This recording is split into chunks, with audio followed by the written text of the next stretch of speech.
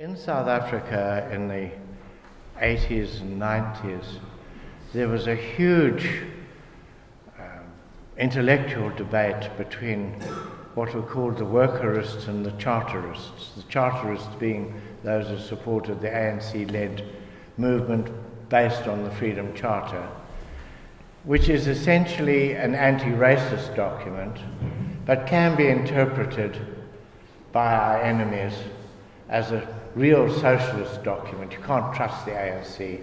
They'll destroy everything and people will suffer.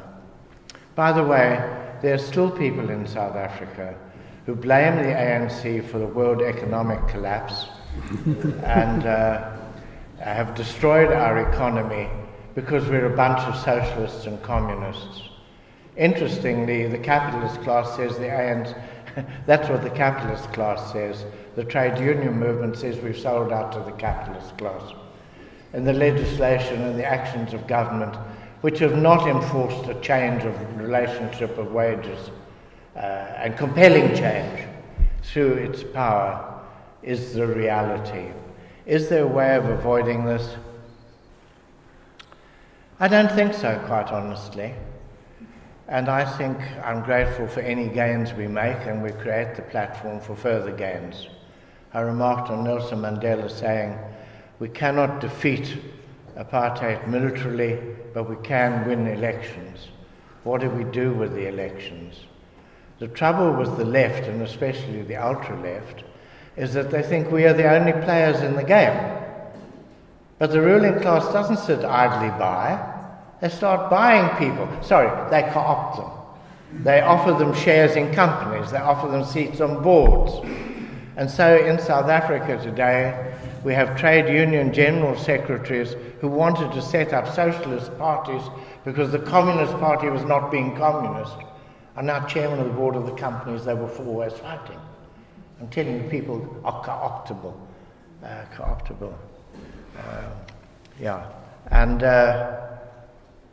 I'm afraid that we don't live in a world where we simply determine what happens.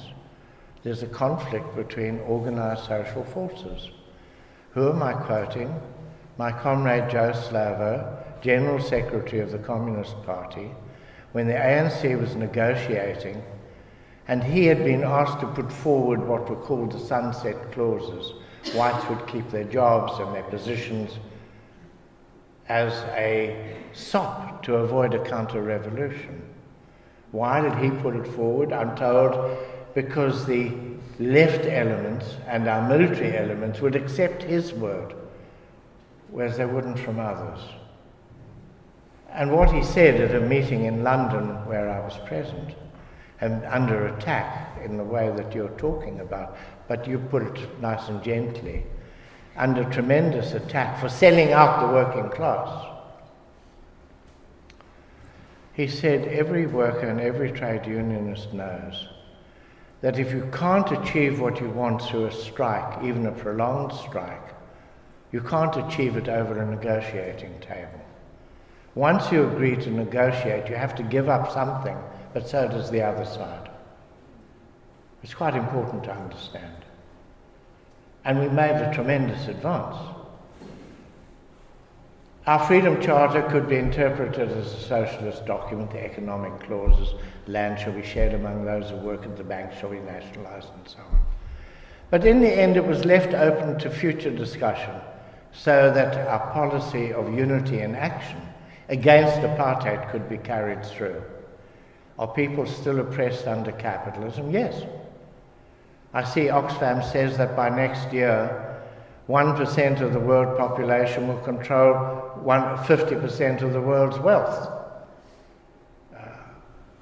You want us single-handedly in little South Africa to turn the world around? You want us to say we won't cooperate with the capitalist class? At least people are earning wages, those in work, and their children go to school with shoes on. It's a huge advance. And through children's grants, children have food to eat instead of dying at the age of 5 years from starvation. These are huge advances. Yes, the capitalist class is strong worldwide. If I were to theorize it, I would say, Nelson in 1916 said we'd reached monopoly capitalism, the highest stage of capitalism, and therefore it's ripe to be overthrown.